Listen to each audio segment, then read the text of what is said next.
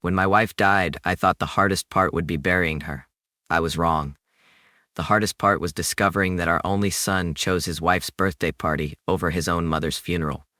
That betrayal shattered me, but it also awakened something inside me. This is not just a story about grief. It's a story about justice, about a father's reckoning, and about how love can demand revenge in ways you'd never expect. The day Margaret left this world, my heart cracked in ways I cannot describe. The house still smelled of her perfume, soft lavender lingering in the air. Her coffee cup, with its faint lipstick mark, sat untouched on the counter, and every corner of the home hummed with silence so loud it was unbearable.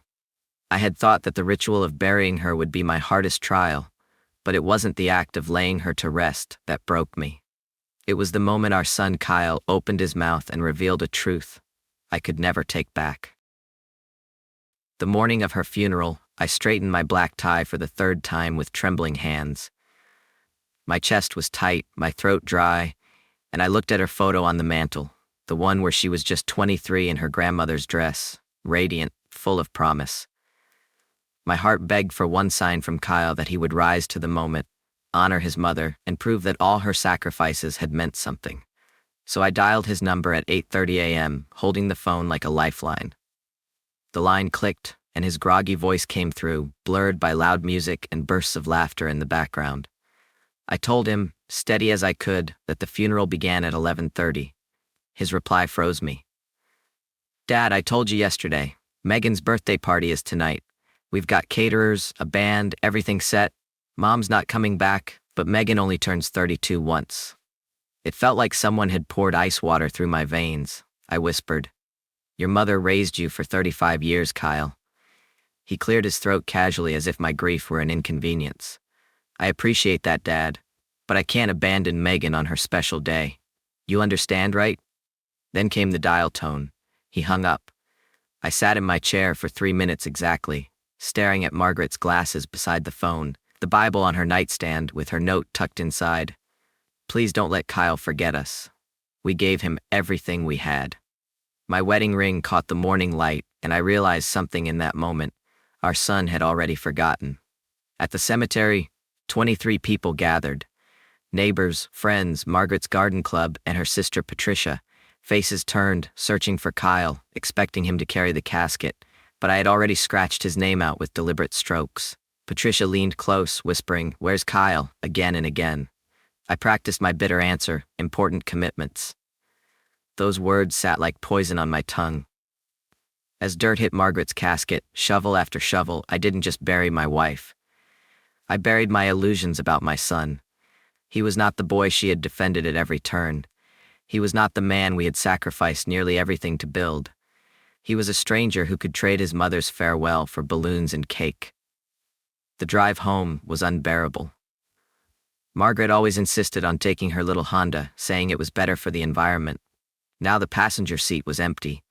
The radio mocked me with her favorite song, and I turned it off in fury. At home, the silence pressed harder.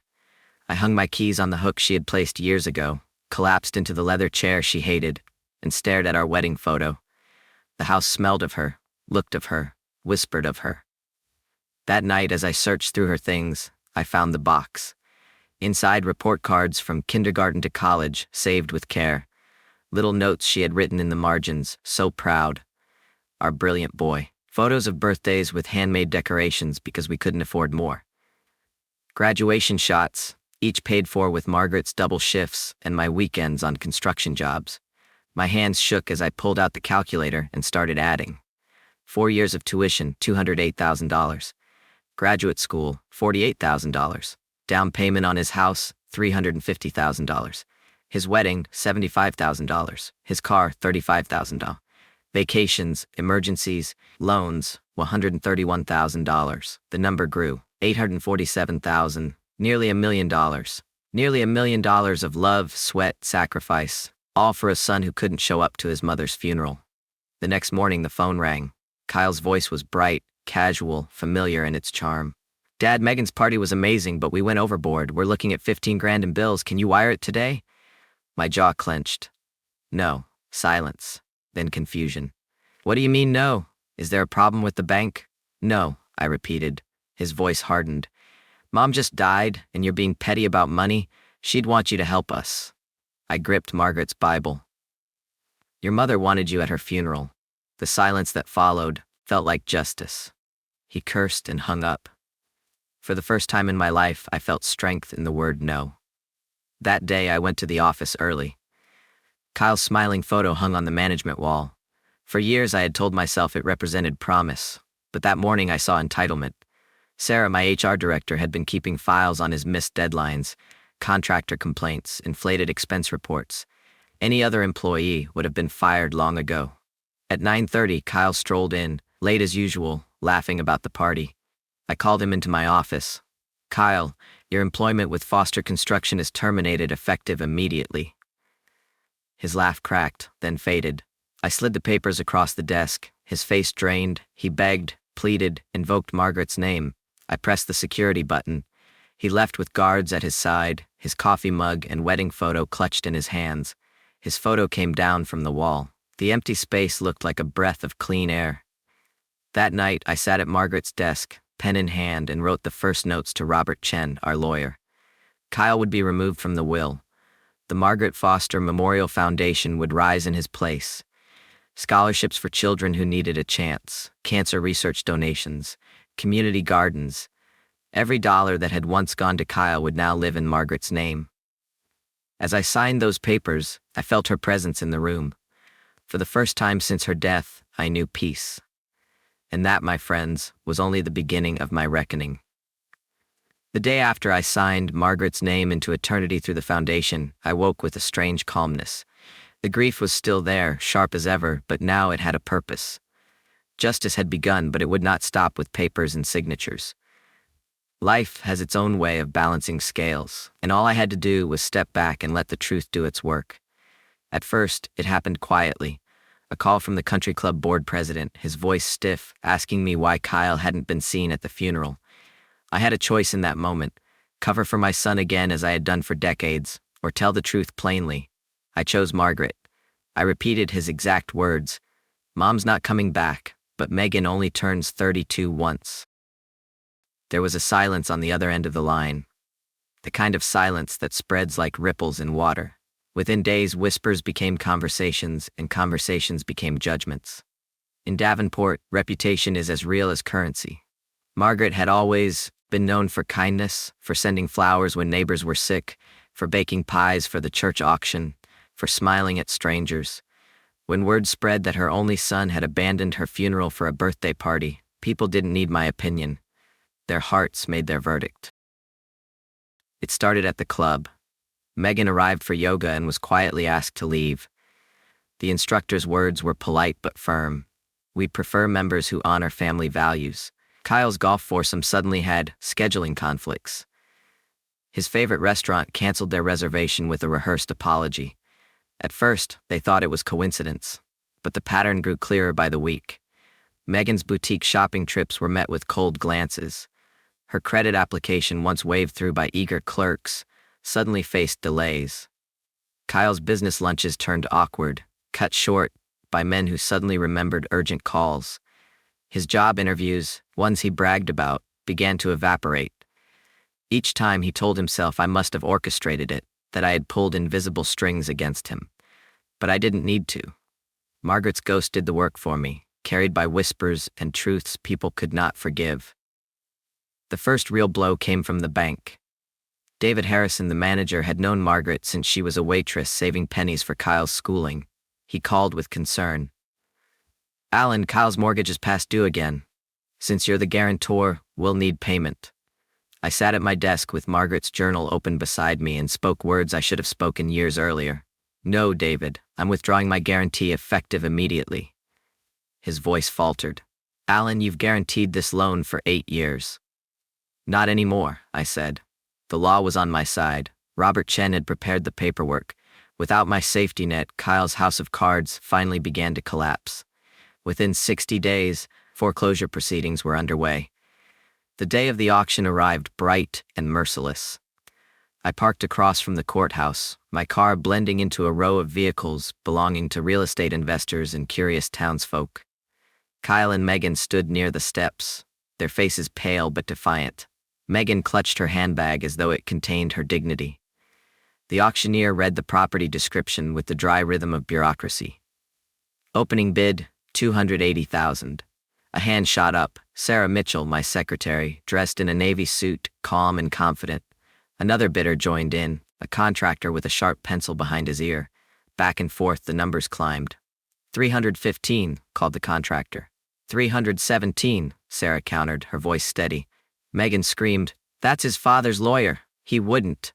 Security blocked Kyle's desperate lunge forward. The gavel came down like thunder. Sold. 317,000. Kyle's legs buckled. Megan's shriek echoed off the stone courthouse walls. Their dream house was gone, and in that moment they realized it hadn't been a dream at all. It had been a gift, and gifts can be taken back when they are abused. Sarah handed me the keys later that week. I walked through the house one last time. Margaret's daisies wilted in the garden, the walls echoed with absence, but I already had a plan. We renovated it, painted it fresh, and gave it to the Ramirez family. 2 parents, 3 children, a grandmother with hands worn by decades of labor. When they moved in, laughter returned to those walls. Children's footsteps pounded across the floors and daisies bloomed again. Margaret would have smiled at that. For Kyle and Megan, the unraveling came fast after that. Credit cards canceled, cars repossessed, their BMW left on the back of a tow truck, neighbors watching from their windows. Megan screamed at the repo man, her anger bouncing off his silence. They sold jewelry, furniture, even wedding gifts. A golf club set went for $20 at a garage sale. The luxury they had flaunted became yard sale bargains for strangers. Megan grew bitter, venom dripping from her every word. She accused Kyle of ruining her life, of failing to protect her from humiliation. Her rage turned into threats, and finally into departure.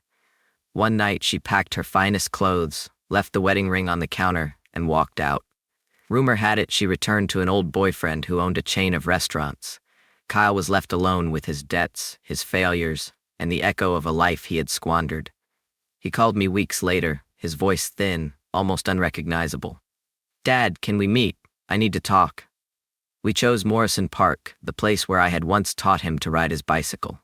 I arrived early, remembering the boy who had pedaled wobbly circles with Margaret cheering from the picnic table.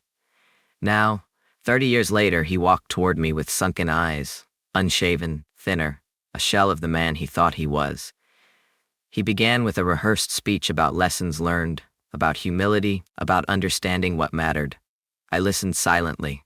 Then I asked, "When is your mother's birthday?" He hesitated, then guessed, and guessed wrong. I asked, "What was her favorite flower?" He said, "Roses." "No," I replied softly, "daisies." The silence between us was louder than any shout. He had never really known her at all. His speech fell apart. His words turned from humility to excuses, from excuses to anger, from anger to threats. "Mom would be heartbroken to see you like this." He spat. I pulled Margaret's journal from my bag and read aloud the lines she had written in her final days. "I worry Kyle only loves our money. What if we've raised a child who cannot love?" His face went pale, his lips trembled, and I said, steady as stone, "She knew the truth before she died." He stormed away, fists clenched, curses spilling into the wind. I watched him leave and felt no hate, only the peace of a man who had finally stopped lying to himself. Months passed. Davenport moved on.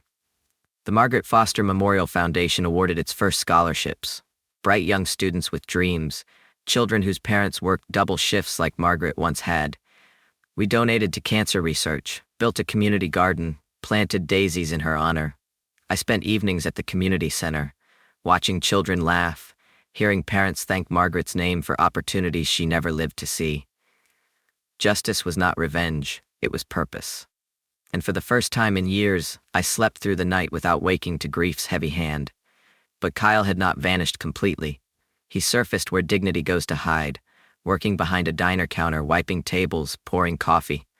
The first time I saw him there, I ordered quietly. He recognized me, his eyes filling with something raw. "How are you, Dad?" His voice wasn't charming or demanding. It was small. "I'm well," I said, and for the first time, it was true. He nodded, his shoulders sagging. "I know sorry isn't enough." "No," I replied, "it isn't. But maybe actions will be. For the first time in his life, he didn't argue. He simply nodded. And that was enough. For now. 1 year after Margaret's passing, spring returned to Davenport with its stubborn insistence on renewal. The oaks in Riverside Cemetery bent with fresh green leaves, the flower beds burst with color, and I carried daisies to her grave because they had always been her favorite.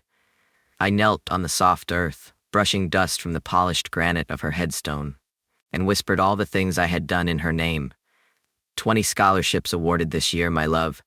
200,000 donated to cancer research.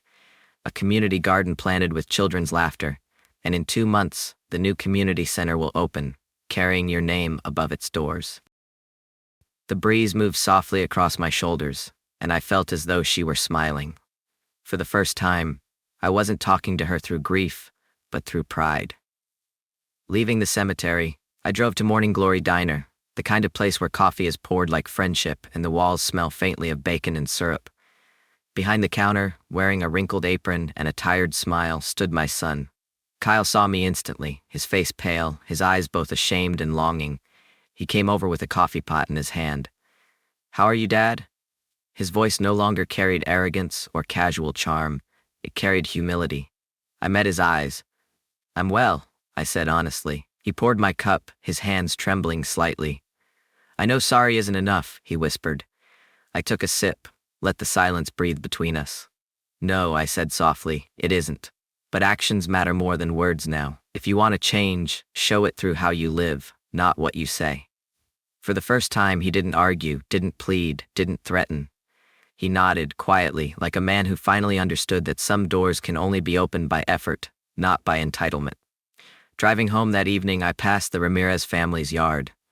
The house that had once belonged to Kyle now bloomed with new life. Children's bicycles leaned against the porch, daisies grew by the mailbox, and laughter spilled through the windows like sunlight. Mr. Ramirez looked up from the garden and waved. I waved back, feeling the weight lift from my chest. Margaret's dream of a home filled with gratitude had finally been fulfilled, even if not by her son. It was justice, but not cruel justice. It was a justice that created life where selfishness had once destroyed it. At the Foundation's new office downtown, I met Sarah Mitchell and Robert Chen to review our next steps. Letters from scholarship students filled the bulletin board. "Dear Mrs. Margaret," one began in careful handwriting, "thank you for helping me go to nursing school. My mother says you are an angel." Another wrote, "I want to become an engineer, and your foundation gave me the chance. I won't waste it." I read them with tears in my eyes. Margaret's love had become seeds, and now, those seeds were sprouting across lives we had never even met. This was the legacy she deserved. Life, in its strange way, gave me a second chance too. At church I met Grace, a widow with gentle eyes and a laugh that sounded like hope. We didn't rush. We walked, we talked, we shared memories of the ones we had lost. Her company softened the edges of my solitude, and for the first time since Margaret's death, I felt that life still had gifts to offer. Margaret would have wanted me to live, not just survive, and though I would never stop loving her, I knew she would smile at the thought of me finding companionship again. But Kyle was never far from my thoughts. I saw him sometimes, pushing carts at the grocery store, walking to the bus stop in clothes that no longer fit his pride. Once, late at night, he came to my door, his face gaunt, his eyes red. He hovered at the threshold, unsure if he belonged. "Dad," he said, "I've lost everything. Megan, the house, my friends. I don't know who I am anymore." His voice broke. "I miss Mom." For a moment, I saw the boy he had once been, running into Margaret's arms after scraping his knee, crying for her comfort. My chest tightened, but then I remembered the questions he could never answer. Her birthday, her favorite flower, the moments that mattered most. He hadn't truly known her because he hadn't cared to. "If you really miss her," I said quietly, "then honor her. Learn her favorite psalm, bring daisies to her grave, volunteer at the foundation that carries her name. Stop trying to use her memory as a shield for your excuses. Prove, through your actions, that you are still her son." His lips trembled. He nodded once, then turned away. I didn't call him back. The road to redemption isn't paved by fathers, it's paved by sons who finally learned to walk on their own. As months turned into a year, I saw the change in him, small but real. He still worked at the diner, but he showed up every day. He walked to the cemetery once that spring, and I heard from Patricia that he had stood there for nearly an hour, whispering words no one else could hear. He even came to one of the community garden events, keeping his distance but pulling weeds in silence. Perhaps it was guilt. Perhaps it was the faint spark of understanding. Either way, it was more than I had ever expected. I didn't forgive him completely. I don't know if I ever will. But I saw the man he could be, if only he learned to honor something greater than himself. One evening, as I stood in the garden trimming Margaret's roses, the sunset painted the sky in colors she would have loved. My phone rang. It was Grace, asking about weekend plans. I smiled, realizing I was living again, not just surviving, not just enduring. Margaret's journal still sat on my nightstand. I opened it once more and read the line that had haunted me. "We gave Kyle everything we had. I hope that was enough." I whispered into the evening air. "It was, Margaret. It was enough to teach me courage. It was enough to give life to others. It was enough to carry your name beyond the grave, and it was enough to finally bring me peace." I slept that night without nightmares, dreaming, instead of Margaret smiling, her voice soft, saying, "You did the right thing, Alan. I'm proud of you."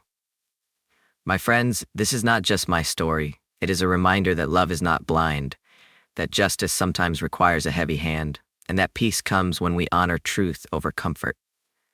If this story touched your heart, if you felt Margaret's presence in these words, if you believe that love deserves justice, then I invite you to be part of our community here on Relative Revenge. Please subscribe to the channel so you never miss a story like this. Like this video if it resonated with you. Share it with someone who needs courage tonight. And most importantly, leave a comment below telling me where you're listening from and what part of this story spoke to you the most. I read every single comment, and your voice matters here. Together, we can keep these stories alive. Thank you for being here, thank you for listening, and welcome to the family of Relative Revenge.